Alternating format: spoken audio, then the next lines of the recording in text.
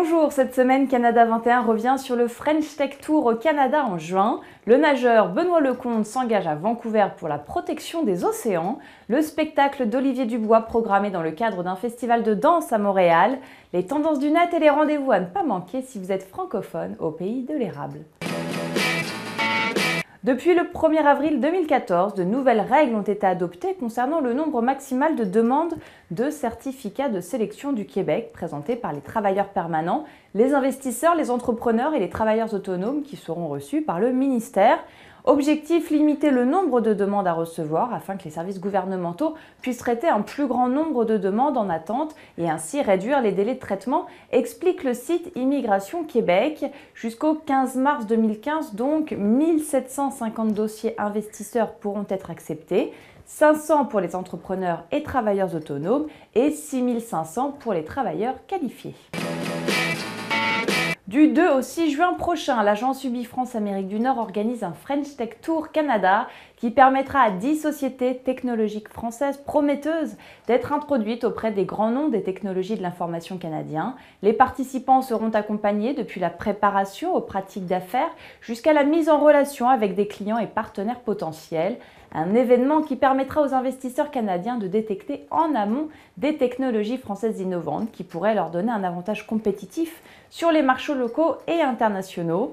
Parmi les entreprises participantes, on retrouvera Pixel Iris, une société spécialisée dans l'audio et les nouvelles technologies, Sentinello, une start-up dédiée à la génération de trafic en point de vente à partir du smartphone, de Facebook ou du web, ou encore Stardust qui permettra aux marques de maximiser la satisfaction des utilisateurs de leurs services digitaux et de réduire les risques.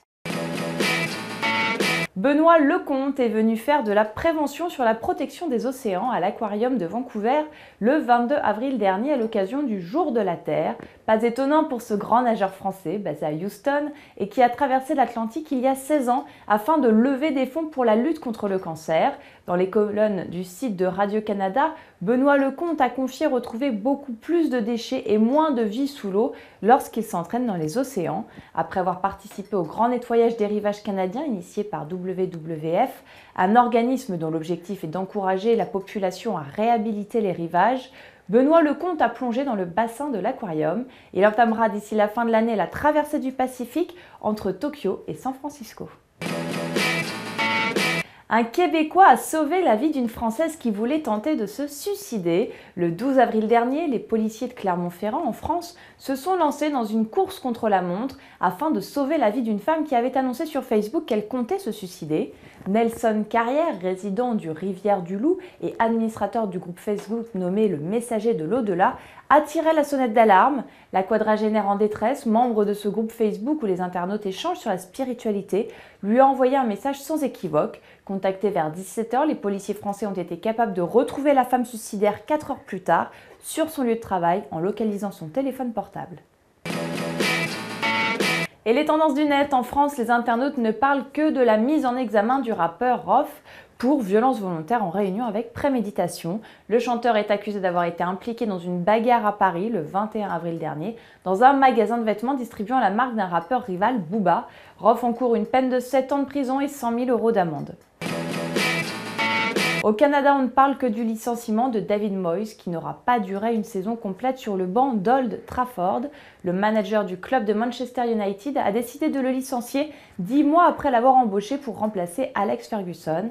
Ryan Giggs, actuellement joueur et entraîneur adjoint des Red Devils, a été nommé manager par intérim. Les événements à ne pas manquer à Montréal du 1er au 3 mai à 20 h au Théâtre Maisonneuve, allez voir Tragédie, le spectacle d'Olivier Dubois. Dans le cadre du festival Danse, le Français propose une chorégraphie extraordinaire en dénudant ses 18 danseurs et en dépouillant son plateau dans un spectacle qui a été l'une des révélations du Festival d'Avignon 2012. Pour en savoir plus, rendez-vous sur le site qui s'affiche à votre écran.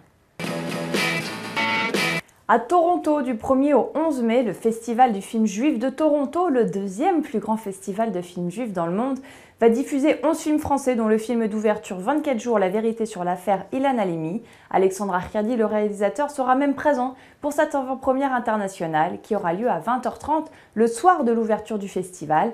Pour en savoir plus sur la programmation, rendez-vous sur www.tj2f.com.